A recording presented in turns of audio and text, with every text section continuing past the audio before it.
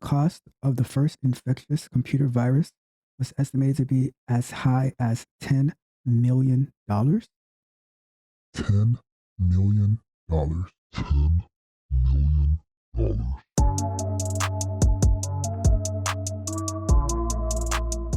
If you want more software engineering and industry-based content with an exciting and dramatic twist to it, be sure to hit the subscribe button to Tech Coach Ralph to be notified for new videos.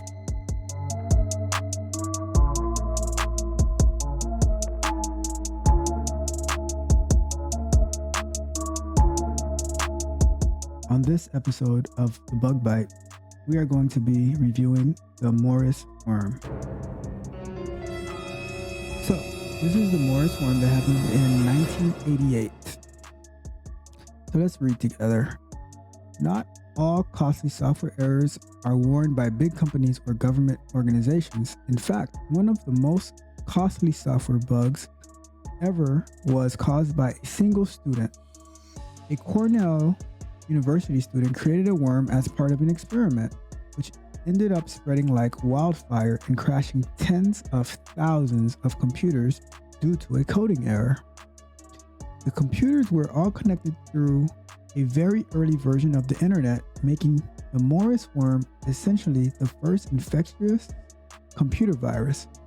Graduate student Robert Tappan Morris was eventually charged and convicted of criminal hacking and fined $10,000.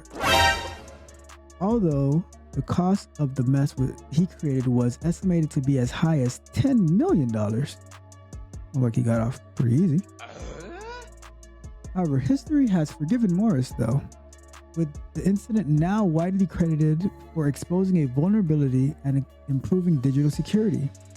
These days, Morris is a professor at MIT, and the worm's source code has been kept as a museum piece on a floppy disk at the University of Boston. What the hell is even that? And this is a picture of the floppy disk, which contains the Morris worm. So let's think about that for a second. I find it interesting that it was a coding error. Like, one was an experiment, two, it was a coding error that caused all this trouble, but he was convicted of criminal hacking and fined $10,000. I mean, I get it that he caused a lot of damage, but it was, I don't know, to me it seems like it was part of his work that he was doing as a student. I don't know, I guess I would need a little bit more context on it to read the case, because it seems interesting that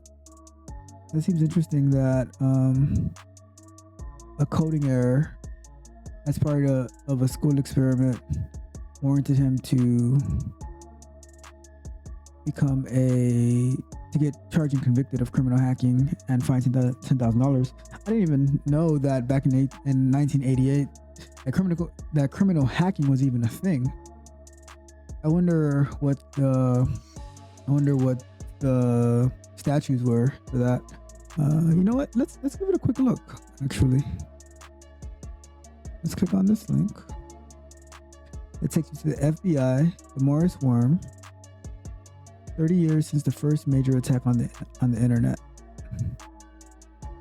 So let's read this article as well, because they're both related.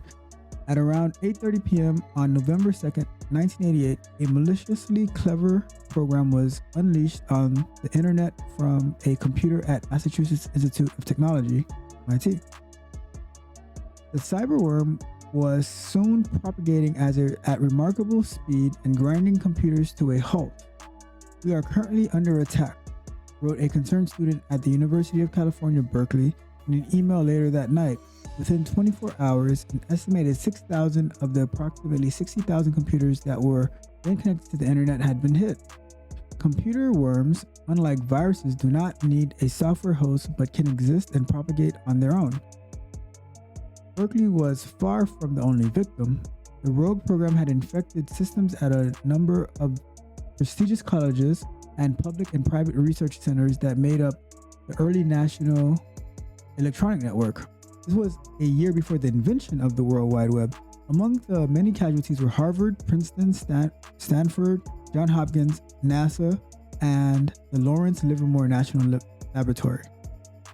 The worm only targeted computers running a specific version of Unix operating system, but it spread widely because it featured multiple vectors of attack. For example, it exploited a backdoor in the Internet's electronic mail system and a bug in the Finger program that identified network users. It was also designed to stay hidden. Okay, we're getting more context here. Sounds a little bit worse than the other article says. But, this is the FBI reporting it, so they might be having their own spin on it. The worm did not damage or destroy files, but it still packed a punch. Vital military and university functions slowed to a crawl. Emails were delayed for days. The network community labored to figure out how the worm worked and how to remove it. Some institutions wiped their systems, others disconnected their computers from the network for as long as a week. The exact damages were difficult to quantify, but estimates started at 100,000 and soared into the millions. As computer experts worked feverishly on a fix, the question of who was responsible became more urgent. Shortly after the attack, a dismayed programmer contacted two friends admitting he'd launched the worm and despairing that it had spiraled dangerously out of control. He asked one friend to relay an anonymous message across the internet on his behalf with a brief apology and guidance for removing the program. Ironically, few received the message in time because the network had been so damaged by the worm. Alright, let's keep going. Independently, the other friend made an anonymous call to the New York Times, which would soon splash news of the attack across its front pages. The friend told a reporter that he knew who built the program, saying it was meant as a harmless experiment and that its spread was the result of a programming error. Oh, what a good friend, talking to the New York Times. In follow-up conversation with the reporter, the friend inadvertently referred to the worm's author by his initials. God, friend. RTM. Jesus Christ, talk about snitching. Using that information, the Times soon confirmed and publicly reported that the culprit was a 23-year-old Cornell University graduate named Robert Tappan Morris. What a friend, Jesus Christ. Morris was a talented computer scientist who had graduated from Harvard in June 1988. He had grown up immersed in computers thanks to his father, who was an early innovator at Bell Labs.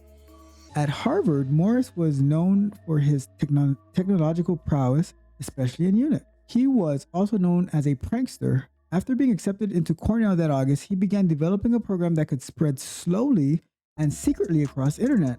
To cover his tracks, he released it by hacking into an MIT computer from his Cornell terminal in Ithaca, New York. After the incident became public, the FBI launched an investigation. Agents quickly confirmed that Morris was behind the attack and began interviewing him and his associates and decrypting his computer files, which yielded plenty of incriminating evidence. But had Morris broken federal laws? Turns out he had. In 1986, Congress passed the Computer Fraud and Abuse Act, outlawing unauthorized access to protected computers. Okay, that makes a little bit more sense. Prosecutors indicted Morris in 1989. The following year, a jury found him guilty, making him the first person convicted under the 1986 law. Bummer. Morris, however, was spared jail time, instead receiving a fine, probation, and in order to complete 400 hours of community service. Thank you for your patronage. Keep going a bit. Let's see. Oh, 2 paragraphs to go. Okay. The episode had a huge impact on a nation just coming to grips with how important and vulnerable computers had become. The idea of cybersecurity became something computer users began to take more seriously. Just days after the attack, for example, the country's first computer emergency response team was created in Pittsburgh at the direction of the Department of Defense. Developers also began creating much-needed computer intrusion detection softwares. At the same time, the Morris worm inspired a new generation of hackers and a wave of internet-driven assaults that continue to plague our digital systems to this day. Whether accidental or not, the first internet attack 30 years ago was a wake-up call for the country and the cyber age to come. that gives a little bit more context. And those friends, like, I don't know. Number one, Mr. Morris, why'd you talk to your friends about what you had did? And number two, you need to choose better friends. Like, your friend ratted you out. There was probably some type of reward, but the FBI worded it in a way that wouldn't throw your friend under the bus. But he ratted you out. He went to the New York Times, said he knew who created the bug. Like, I mean, anybody could have just took him and, you know, tortured him and got your name out. But you know what? He volunteered your initials. He sure did. RTM. That's what he told them. And you got ratted out. And now the FBI was after you and they convicted you and you had to pay $10 million. So thank God you didn't have to go to jail, but you had to pay $10 million. But according to the other article, it seems like you're doing all right now. And you are teaching now. So good for you. Anyhow, this has been another episode of The Bug Bite, and I appreciate you for bearing along with me and for us to continue to explore software industry related bugs.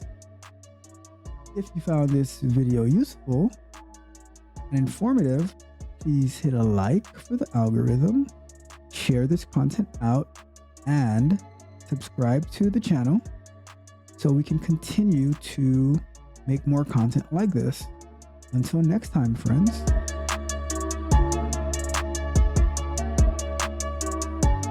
If you enjoyed the fascinating information shared in this video and you want more, be sure to hit the subscribe button to Tech Coach Ralph to be notified for new videos.